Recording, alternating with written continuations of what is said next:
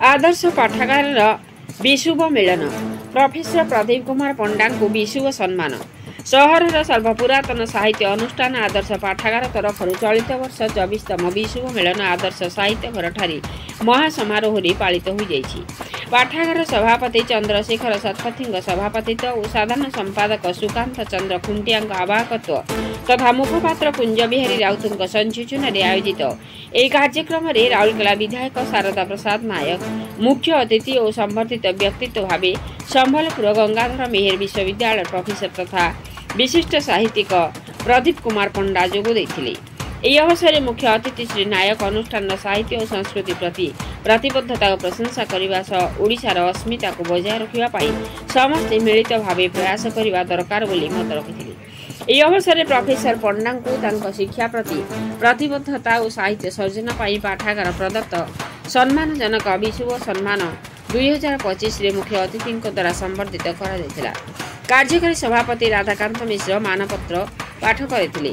संबोधना प्रत्युत्तर प्रोफेसर पंडा अनुष्ठान कार्यक्रम को प्रशंसा करने सह भाषा सुरक्षा और अधिक साहित्य और संस्कृति प्रति आनुगत्य सृष्टि करने आह्वान देते। यह अवसर में पूर्व आयोजित होता विभिन्न प्रतियोगितार कृतित्व हासिल कर प्रतियोगी को अतिथि माने चंदन स्मृति पुरस्कार प्रदान करते। प्रारंभ में सभापति श्री शतपथी स्वागत भाषण सह अतिथि मान परिचय प्रदान और साधारण संपादक श्री खुंटिया विवरणी पाठ करते।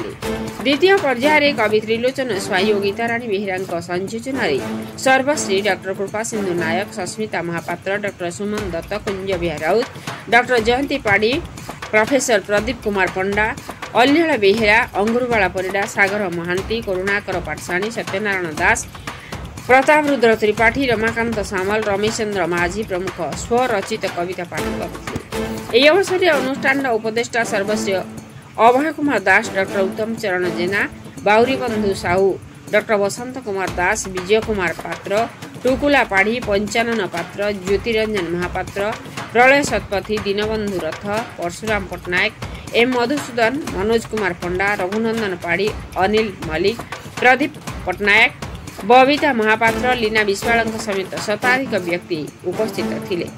शेष में श्री खुंटिया धन्यवाद अर्पण करथिले। राउरकेला कुंज बिहारी राउत रिपोर्ट मसीहा न्यूज।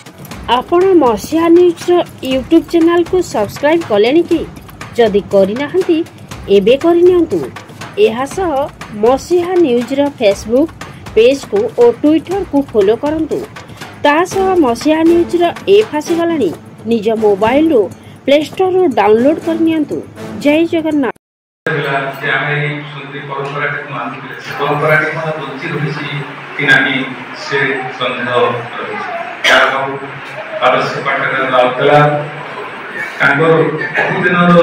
जो संकल्प को बजाय रखी ये नववर्ष को बड़ा संक्रांति को एवं विश्व संक्रांति को गोटे जाचन पालन कर सारस्वत साधु को सम्मानित कर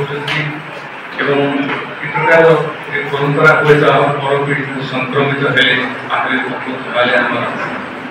ओडिया भाषा आज शास्त्रीय भाषा मान्यता प्राप्त हो शास्त्रीय भाषा मान्यता बुणी बुणी आलोकर असीम प्रभात पुनश्च